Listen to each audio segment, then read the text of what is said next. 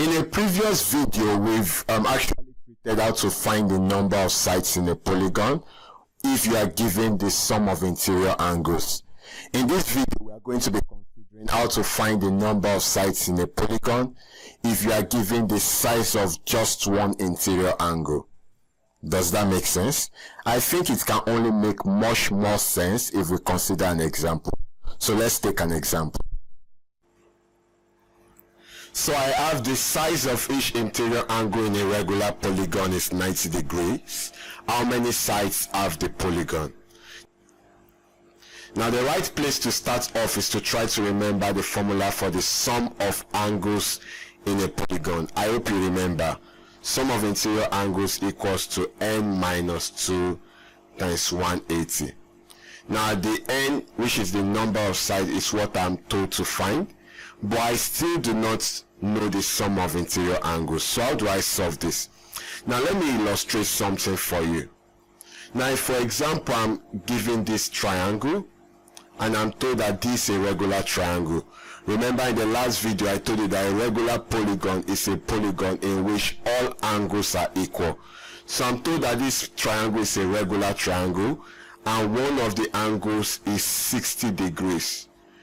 Now I'm told to find the sum of angles in this triangle.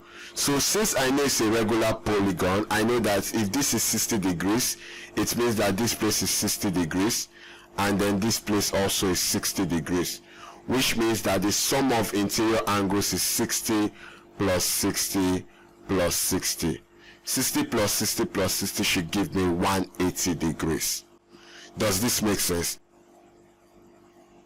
Another way to get 180 degrees is just to say, what's the size of one of the interior angle? I know it to be 60. How many sides have this polygon? 3. So 60 times 3 will still give me 180 degrees. Now this is what I want you to note. To find the sum of interior angles, I can get it by saying one of the interior angles. So let me put one interior angle times the number of sides. Does this make sense? So this is one way we can find the sum of interior angles. We say one interior angle or size of each interior angle times the number of sides. Now let's get back to this question we're trying to solve. Now we do not know the sum of interior angles, but we know that sum of interior angles is one interior angle times the number of sides. So what is the size of one interior angle? From the question, we know that it's 90. So I should be having sum of interior angles equals to 90 times n. Does this make sense? Sum of interior angles, one interior angle times number of sides. One interior angle is 90, so I should have 90 times n. And then the number of sides, I don't know it, so I leave it as n. Now I slot this into the formula. So I'm having sum of interior angles, which is 90 times n, equals to n, I don't know n, so I still leave it as n, minus 2 times 180. Does this make sense? 90 times n is 90n, equals to, now I've got to open this bracket. So I'll say 180 times n, that will give me 180n. 180 times minus 2, now don't forget this minus, it will give me minus 360. Correct? Now let's collect like terms. So 180n will travel to this side of the equation. So I should be having 90n. When 180n crosses the equal to sign, it becomes minus 180n equals to, I'm left with minus, don't omit the minus sign, minus 360. So can we solve this? 90n minus 180n will give me minus 90n equals to minus 360.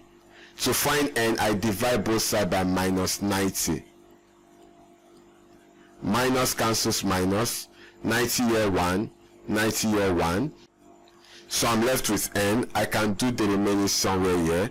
So I should be having n equals to